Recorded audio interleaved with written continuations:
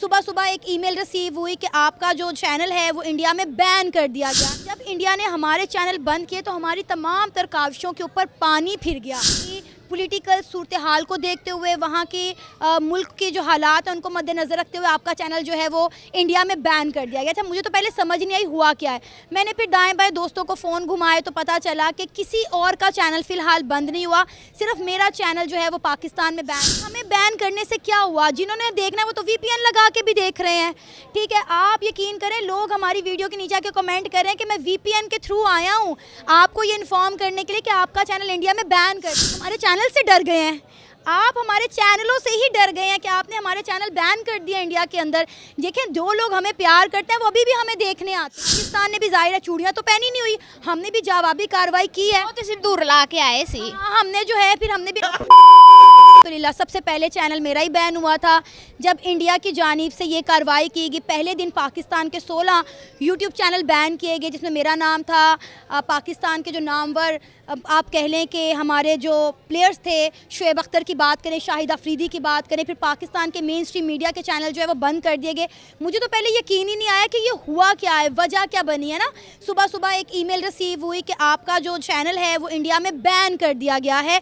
वहाँ की पॉलिटिकल सूरत हाल को देखते हुए, वहाँ की मुल्क के जो हालात हैं उनको मद्देनज़र रखते हुए आपका चैनल जो है वो इंडिया में बैन कर दिया गया था। मुझे तो पहले समझ नहीं आई हुआ क्या है। मैंने फिर दाएं बाएं दोस्तों को फ़ोन घुमाए तो पता चला कि किसी और का चैनल फ़िलहाल बंद नहीं हुआ, सिर्फ मेरा चैनल जो है वो पाकिस्तान में बैन किया गया। तो मेरे साथ, जैसे मैंने आपको बताया, बैन, हाँ, इंडिया में बैन किया गया ना। शुएब अख्तर का कर दिया, शाहिद अफरीदी का कर दिया।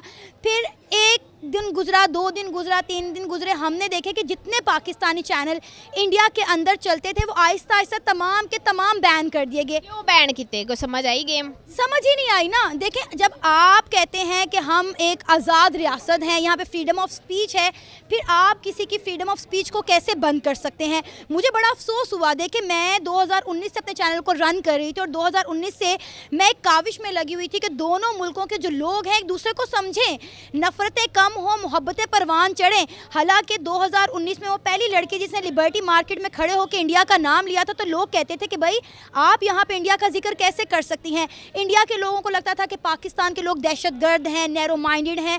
आप यकीन करें, अभी ना आपके शो से, मेरे शो से और मुझ जैसे कई यूट्यूबर्स के शो से हमने लोगों की राय को बदला।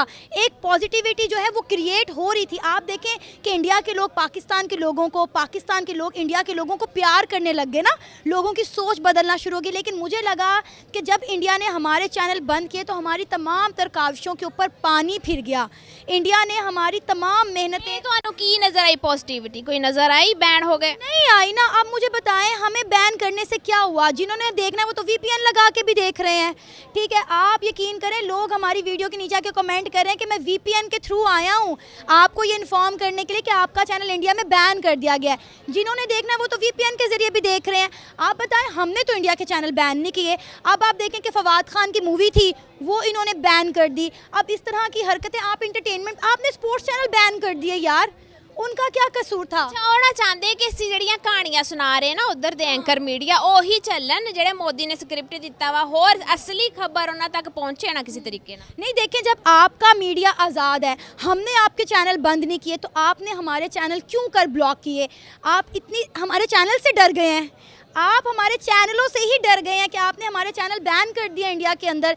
देखें, जो लोग हमें प्यार करते हैं वो अभी भी हमें देखने आते हैं। वो तो हमें कहते हैं कि आप इंस्टाग्राम के ऊपर अपने रिएक्शन वीडियो पोस्ट करें। देखें, ना वहाँ के लोग ना यहाँ के लोग जंग नहीं चाहते। आप देखें कि रात के जिस पहर में इंडिया ने पाकिस्तान के ऊपर हमला किया, मासूम बच्चे शहीद हो गए, ख़वातीन शहीद हो गई, क्या उनका क्या कसूर था? देखिए, मैं सोशल मीडिया को ऑब्जर्व कर रही हूँ, वहाँ की अवाम भी जंग नहीं चाहती, अबीरा यहाँ की अवाम भी जंग नहीं चाहती। आप मुझे बताएं, दोनों मुल्कों की सियासत में, डर्टी पॉलिटिक्स में पिस कौन रही है, वहाँ की अवाम और यहाँ की अवाम? अब देखिए, पाकिस्तान ने भी ज़ाहिर है चूड़ियाँ तो पहनी नहीं हुई, हमने भी जवाबी कार्रवाई की है। तो सिंदूर ला के आए सी। हमने जो है फिर हमने भी इनका राफेल जो है वो मार गिराया है। हम रात को खबरें सुनने में आई थी कि 3 से 4 राफेल जो हैं, ये जो कहते हैं कि हमारे नंबर 1 फाइटर्स हैं, जिन्होंने जो पिछले दिनों ट्रेनिंग भी दे रहे थे इनको, साडे को होणगे असीं हार ही नहीं सकते। वो देखें, वो मार गिराए। बस देखें दी, हर एक्शन का रिएक्शन होता है। अगर 4 घंटे दे अंदर विधवा होए चिट्टा झंडा लाया 4 घंटे आप रात में आते हैं, हमारे मुल्क के अंदर घुस के कार्रवाई करते हैं, हम जवाब देते हैं तो आप आगे से सफ़ेद झंडी दिखा देते हैं यार। ठीक है, फिर अगर आपने लड़ना है तो भाई आए, आके दो दो हाथ हो जाते हैं। ये क्या कर रहे हैं आप लोग?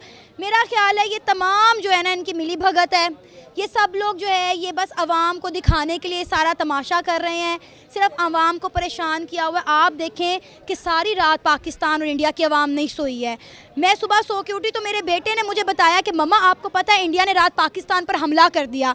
लेकिन छोटे छोटे बच्चे आप देखें कि उनके दिमागों के ऊपर क्या गुजर रही है, हम उनको जंग से कितना खौफजदा कर रहे हैं। देखें आपने इतनी जंगें लड़ी इंडिया के साथ, क्या हासिल वसूल हुआ?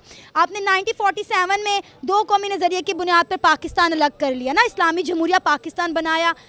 अब उसके बाद हमने कितनी जंगें लड़ी, आप मुझे बताएं इसके अलावा कितनी जंगें लड़ी, क्या क्या फ़ायदा हुआ, क्या हासिल वसूल हुआ? सिर्फ जानी और माली नुकसान हुआ, अबीरा वहाँ का भी और यहाँ का भी। अब ये सिर्फ जो है ये नॉर्मल जंगें नहीं है, ये न्यूक्लियर जंग है। और अगर ये न्यूक्लियर वॉर होती है तो इसका नुकसान हमारी आने वाली 7 नस्लें भुगतेंगी। तो मेरा ख्याल है हमें इस तरफ नहीं जाना चाहिए। जो भी मामलात हैं एक पेज पे बैठें, उनको रफा दफा करें, टेबल टॉक करें। इंडिया ने हमेशा पाकिस्तान के माथों पे सो कॉल्ड एक ही लेबल लगाया कि पाकिस्तान एक दहशतगर्द मुल्क है। हमारे जो है हमारा इंटरनेशनल इन्होंने जो रेपुटेशन है वो तबाह बर्बाद करके रख दी है।